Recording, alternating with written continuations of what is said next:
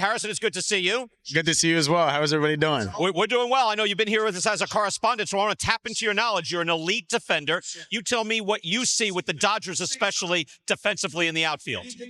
Yeah, listen, this goes back to when I started learning about, high-level college baseball and obviously getting to pro ball. Pitching and defense wins championships.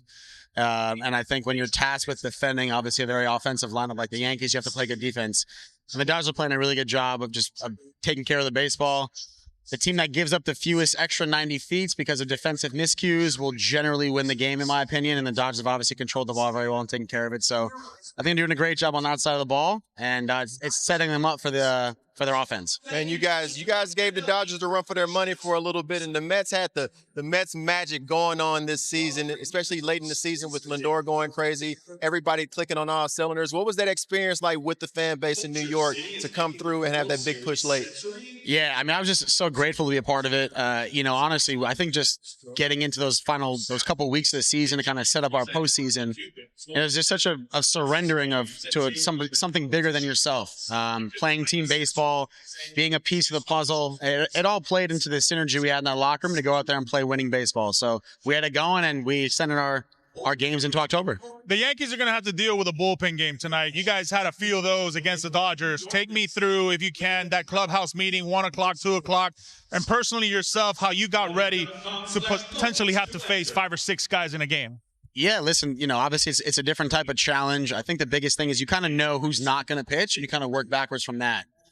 Historically, the guys would go with certain people, so you kind of had a pretty good feel of who, like, the first the 1, 2, 3 guys out of the pen were going to be. Right. And we would just conduct it as if they were the starter. Or your approach, and if I don't get a chance to see him as a 8th or 9th batter, who am I going to face? And you kind of go from there. So the scouting report from a player's perspective really just is a bit more like you look at a few more guys and you kind of, again, work backwards to, who you might not face, who you normally would face as a starter. When you're facing just a wide array of guys, do you think there's one simple approach that allows you to be prepared for it no matter who comes in?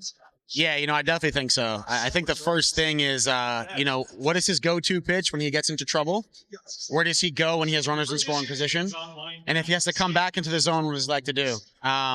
Listen, sometimes you just kind of have to play the counts and you have to kind of anticipate, if you will. And a lot of times pitchers obviously fall into certain trends. So I think if you just keep it as simple as you can, keep your breathing under control and focus on an area of the plate, I think you're going to have success. Obviously easier said than done, but a lot of times it's what you got to do in a bullpen game. Is this just kind of a happenstance the way this is played out, or do you think the National League is better than the American League? Well, listen, I can tell you from firsthand experience, as a number of us can, it takes a lot to be on this level. It takes a lot to be on this stage.